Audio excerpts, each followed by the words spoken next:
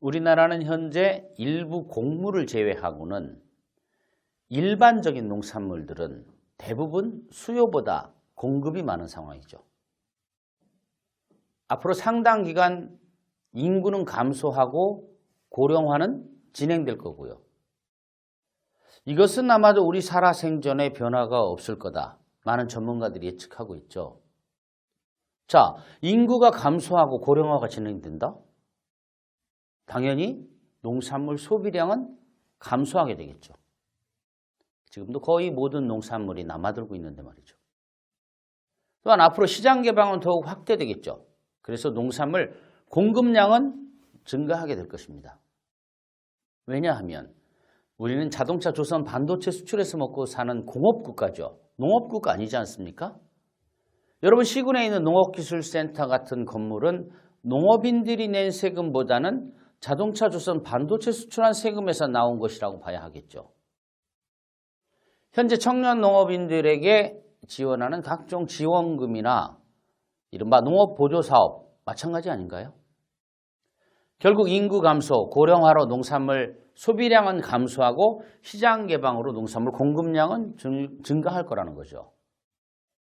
다시 한번 말씀드리지만 지금도 거의 모든 농산물이 남아들고 있는데 말입니다. 농업은 제로섬 게임이죠. 예를 들어 조치원 복숭아를 집중 육성하면 장원 복숭아가 덜 팔리게 됩니다. 그리고 아무리 복숭아를 집중 육성한다고 해도 복숭아 한 상자 먹던 집에서 두 상자 먹지 않죠. 딸기를 집중 육성하면 사과가 덜 팔리죠. 과일값을 한 달에 5만 원 지출하던 가구가 10만 원 지출하지 않기 때문이죠. 그래서 농업은 제로섬 게임이라고 하는 것입니다. 국민소득 5만 불 시대가 된다고 해도 밥은 5끼 먹나요? 지금처럼 3끼만 먹겠죠. 물론 국민소득이 10,000불로 떨어져도 밥 3끼는 먹을 테고요. 요컨대 소비량은 정해져 있다 이런 소리죠. 자, 우리 예전의 농업은 어땠습니까? 많이 생산하는 농업 아니었던가요? 다른 사람이 콩 한 말 심어서 10자리 수확할 때 내가 12자리 수확하면 어떻게 되죠? 다수화광, 증산왕 이런 상도 받고 돈도 더 벌던 그런 시절이 우리한테 있었습니다. 하지만 지금은 남보다 콩 한 가마니 더 수확하면 고생만 더 할 수도 있습니다.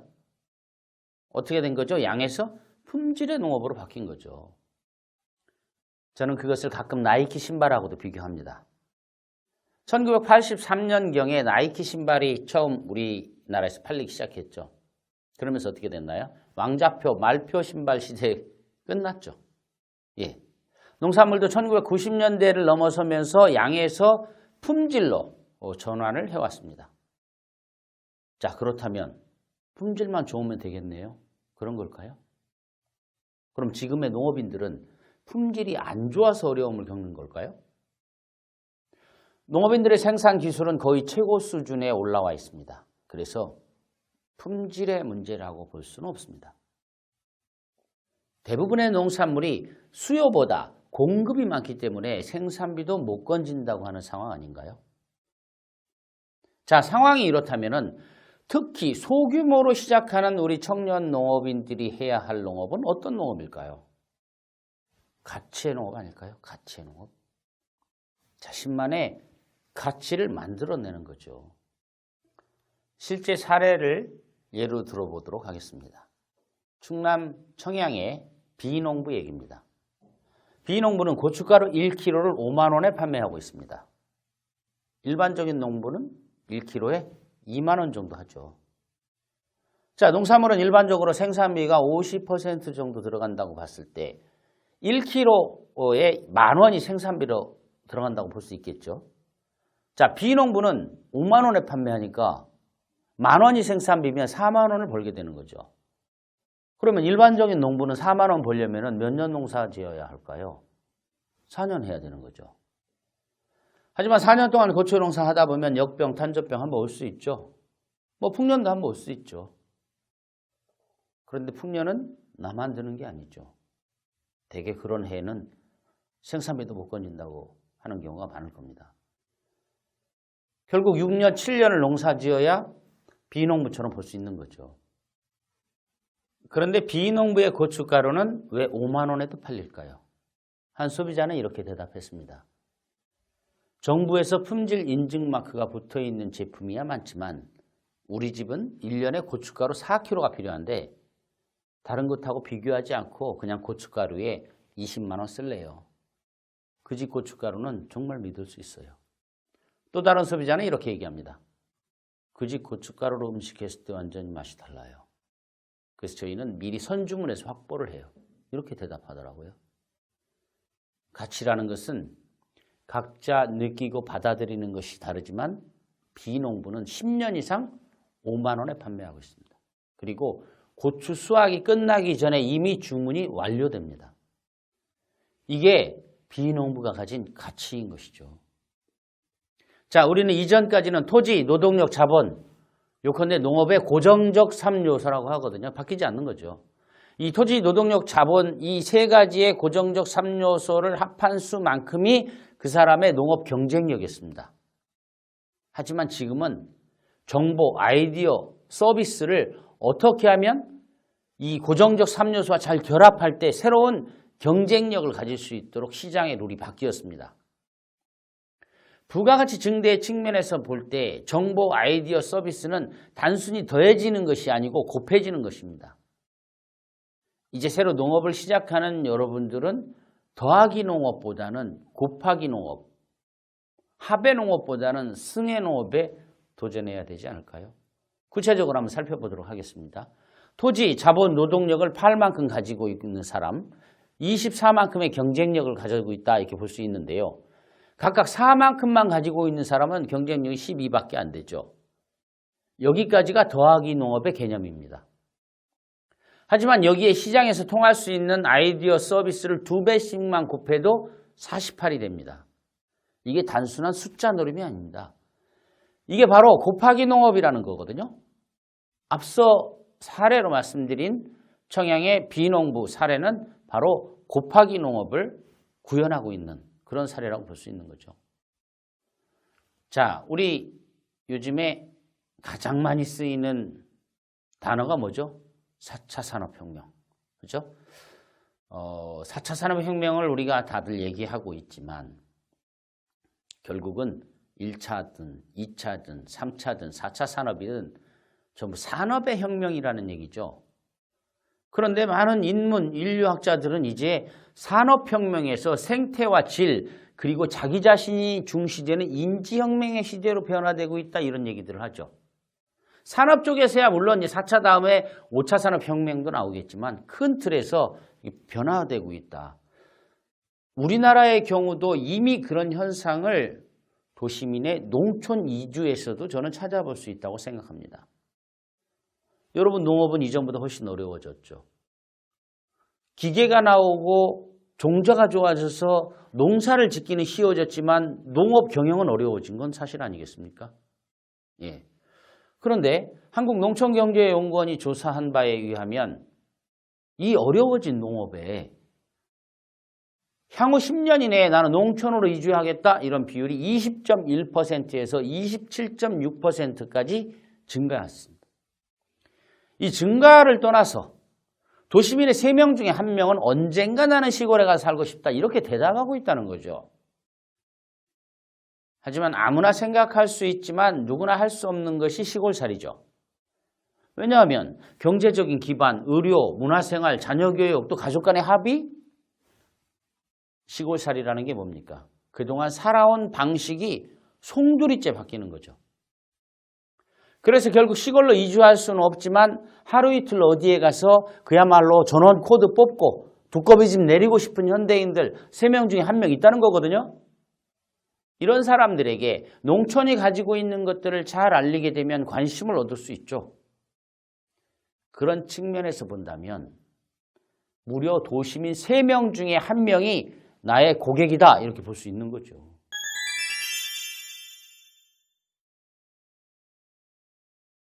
나의 고객은 어디에서 찾아야 할까요? 과거일까요? 현재일까요? 아니면 미래일까요? 당연히 현재의 고객이 중요한 거겠죠. 따라서 현재의 세상을 바라보는 시선의 길이와 깊이가 성패를 좌우한다 이렇게 볼 수 있다고 봅니다. 그렇다면 어떤 노력이 필요할까요? 저는 오늘 여러분들에게 이런 제안을 한 가지 해보겠습니다. 현재 가장 많이 팔리고 있는 책들이 현재의 세상을 바라보는 하나의 창이다. 이제 농업만 공부해서는 안 된다. 지금 시대를 살고 있는 소비자들의 변화를 알기 위해서는 철학, 인문, 사회, 경영, 유통, 이 다양한 분야의 통섭적 역량을 키워야 한다. 그래야 내가 가진 경제적 기반, 영농 기반, 내가 속한 지역, 나의 나이, 체력, 적성 이런 것들에 기반해서 나의 상품이나 서비스를 어디에 포지셔닝하고 어떤 경로로 판매할 수 있는가를 결정할 수 있습니다. 철학자 최진석 교수, 그분은 저서 탁월한 사유의 시선에서 이렇게 얘기합니다. 이미 다른 사람이 정해놓은 틀 안에 갇히지 말고 자신의 기준을 정해야 한다. 전술가는 남이 짜놓은 틀 안에서 노는 것이고 전략가는 자신이 틀을 만드는 사람이다. 이렇게 얘기했죠. 성공한 사람의 사례는 이미 그 사람한테도 성공의 찌꺼기가 되어 있을 것이다. 왜 그 찌꺼기를 잡겠다고 하냐? 이렇게 물어봅니다. 책에서. 자신의 문법을 만들려고 하는 거죠. 그러기 위해서는 작물이나 가축만 키우는 것이 아니라 맥락을 읽어낼 수 있는 통찰력도 같이 키워야 한다는 거죠. 농업을 창업하는 입장에서 본다면 투입 비용, 시장의 예측, 이익 달성, 자원의 분배, 주변과의 연대, 비용 절감, 그리고 앞으로의 성장 가능성, 정부의 농업 정책 이런 것들을 잘 따져보고 나의 영농의 형태를 결정해야 된다는 거죠. 성장 가능성은 우리 전체의 성장 가능성도 중요하지만 예를 들어서 토마토의 성장 가능성도 중요하지만 대산업의 성장 가능성도 봐야 되겠지만 내 입장에서의 성장 가능성이라는 기준을 놓치지 말아야 하는 거죠. 어떤 작물이나 어떤 축종이 전망이 있네 없네를 듣고 품목을 결정하는 것은 고무신을 신고 겨울산을 오르는 격이다. 저는 이렇게 말할 수 있다고 봐요. 또 다른 책 김정훈 교수 그의 저서 에디톨로지에서 이런 얘기합니다. 창조는 편집이다. 저는 연구단지에서 한 11년 동안 정말 신물질만 연구해 본 경험이 있거든요. 굉장히 확률이 낮고 어려운 일이죠. 여러분 지구상에도 없는 신물질이나 품종을 개발하는 그것만 창조일까요? 기존에 존재하고 있는 것들을 더하고 빼고 나누고 곱하는 방식으로 편집하는 것도 창조라는 거죠. 눈에 보이는 물체만 해당되는 것도 아니고 여기에 생각도 해당됩니다. 예를 들어서 녹차 찌꺼기를 사료로 먹인 보성 녹차 한우. 이것은 사람이 못 먹는 것을 활용한 경우죠. 서양 사람들이 우리가 먹는 인삼을 보고 먹고 싶어 하지만 너무 쓰죠. 그래서 초콜릿을 좋아하는 심리를 이용해서 인삼에 초콜릿을 입혀서 공항에 면세점간 팔고 있죠. 이건 더하기죠. 자, 먹기 불편한 씨를 없앤 것은 씨 없는 수박은 뺀 거죠. 빼기 개념을 활용한 거죠. 제가 아는 충주의 한 농가는 사과 효소 팝콘을 만들어서 6차 산업 아이디어 경진대회에서 대상을 받은 적이 있는데요. 이 경우는 재료의 편집보다도 우리가 옥수수 자급률 3.7% 정도밖에 안 되거든요. 나머지 다 수입하는 거죠. 여러분들이 극장에 가서 먹는, 영화 보면서 먹는 팝콘, 피자에 올라와 있는 팝콘, 옥수수 이거 국산일까요? 거의 다 수입이죠. 3.7%밖에 안 된다니까요. 자, GMO 농산물. 안전성의 위해 여부는 논란이 있지만 안심할 수 없다고 했죠. GMO 농산물에 대한 소비자의 불안을 해소시킬 수 있다는 생각을 여기에다 곱한 거죠. 편집을 잘한다. 그러기 위해서는 시장의 변화와 소비자의 요구에 대응해서 내 스스로 편집할 수 있는 능력을 키워야 된다. 작물만, 가축만 키우는 것이 아니고 그런 능력 키워야 한다는 거죠. 그러기 위해서는 시장을 바라보는 시선의 깊이와 높이가 필요하다는 거죠.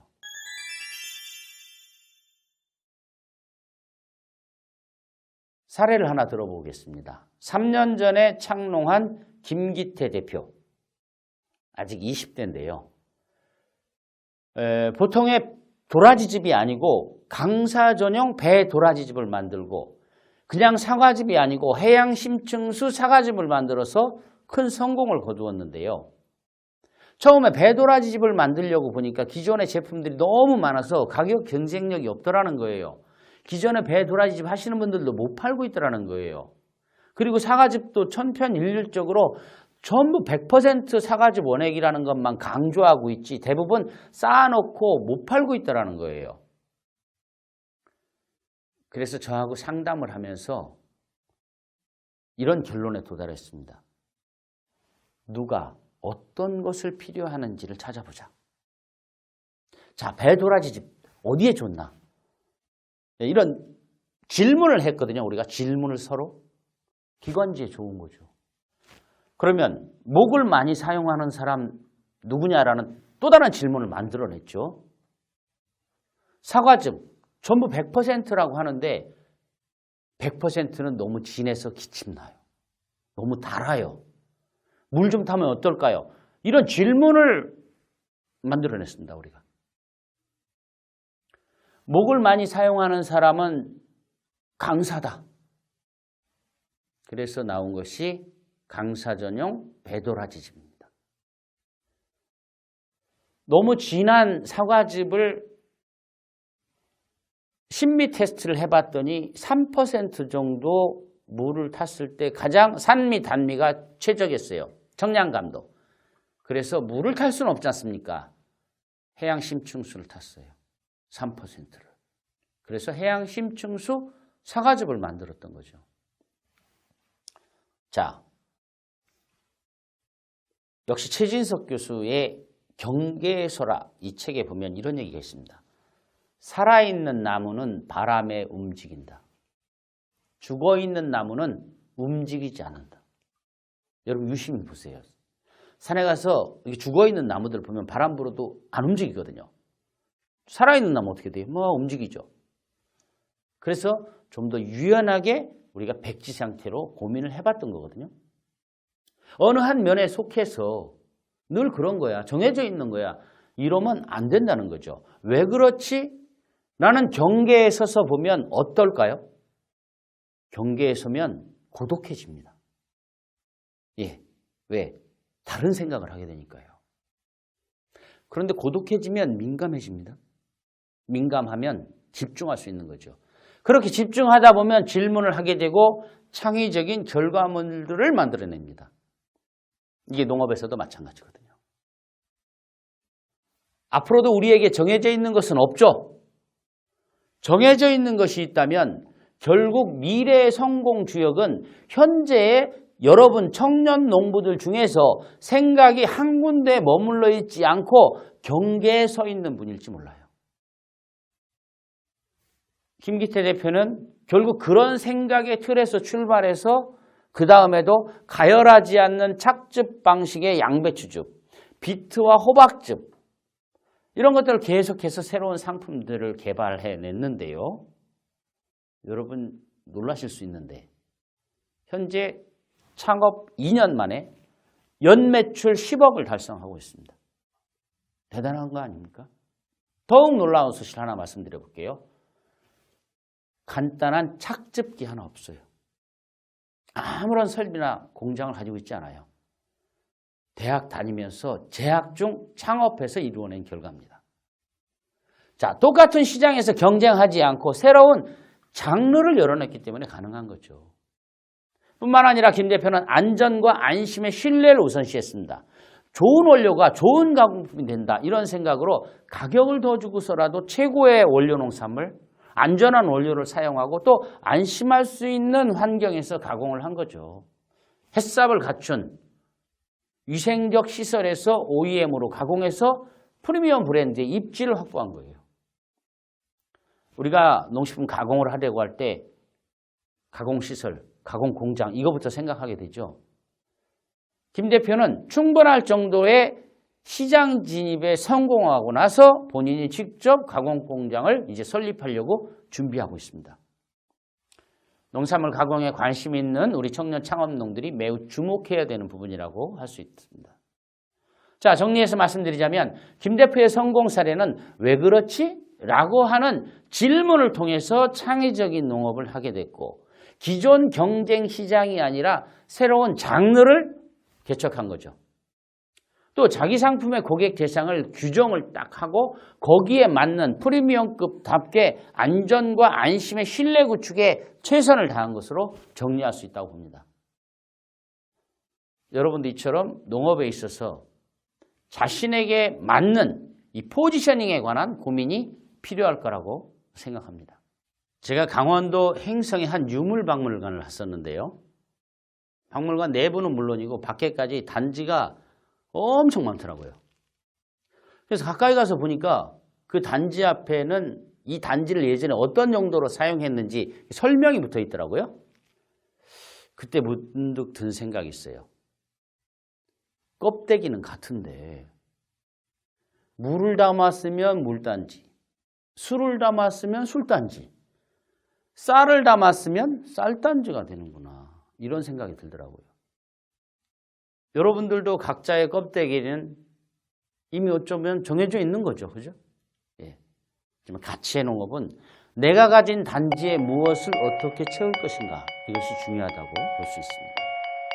통찰력 있는 시선, 그리고 그걸 바탕으로 해서 자신만의 가치를 만들고 내가 생산한 상품이나 서비스를 어디에 잘 포지셔닝 할 것인가. 그런 해답을 만들어 가시기를 바라겠습니다.